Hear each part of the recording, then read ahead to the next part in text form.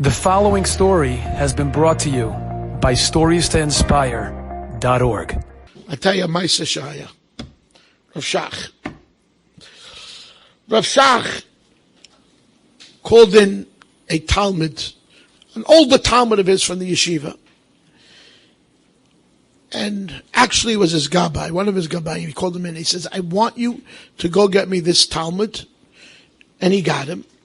And he told this Talmud, every Rosh Chodesh, I'm going to send you money to tutor such and such boy in the yeshiva.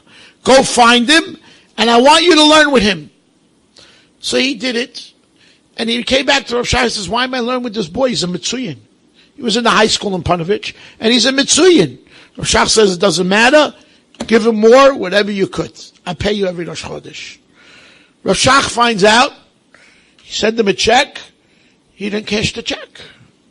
Shach calls him down. "Why don't you cash the check?" He says, "Rabbi, I can't take money from Rav Shach to learn with a Mitzuyan. I just can't do it." He says, "You have to take the money." He says, "I can't take the money. You have to take the money." Another month went by, and he didn't cash the check again. Shach calls him down again, and he berates him. "What are you doing? You have to take the money." He says, "Could you please tell me what's going on?"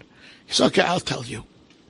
He says, about 60 years ago, when I was in yeshiva, I owned one shirt.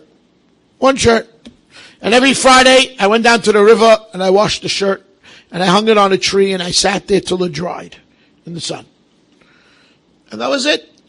One day a lady came down to do her laundry, Friday, and she sees me sitting there without a shirt on. She asked me, "What am I doing?" "Why don't I go back to yeshiva?" I told her I can't. I'm waiting for my shirt to dry. "Why don't you bring another shirt?" "I don't have another shirt." So that lady went and came back and she bought me a new shirt. Now I had two shirts. One for Shabbos and one for weekday. Kemotzayeh shalal rav, like finding a great treasure. Yeah. Okay. He says, this boy is her great-grandson.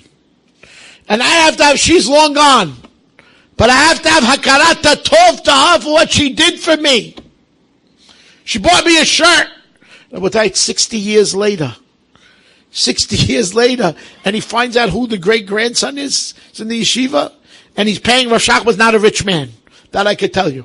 Okay? And he's paying.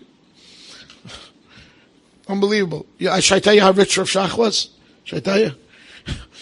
When he retired from giving shir, right, he was too old. One morning, his son comes home from his grandson comes home from down. He lived with his grandson. He says, "Come, pack up and let's get out of here." Pack up and get out of here. Where are we going? He says, "Oh, I can't stay here." So "Why can't you stay here?" He says, "It's not my apartment. It's owned by the yeshiva. I realize I don't work for the yeshiva anymore. I don't give a share anymore. I'm staying here. It's Gezel. Let's go." "Where are you going to go?" "I don't know. We'll go to Yerushalayim. We'll find a room. We'll do that." I can't stay. He's arguing with him. Finally, he convinced his grandfather to go ask the Shaila to one of the Rosh Yeshivas in Panovich. I forget which one. So he went to Rosh Yeshiva. "I can't stay in this dira. It's not mine. I don't have money to pay rent. Get out of here." So the Rosh Yeshiva asked him, "You come to davening to the yeshiva?" He says, "Yeah." "Do you answer Shailas after davening?" He says, "Yeah." He says, "That's enough.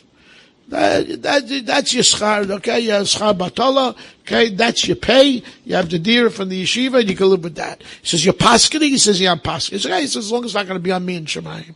Now you know how rich Rav Shach was. That he had money to pay for this bacha every month. Okay? Can you imagine?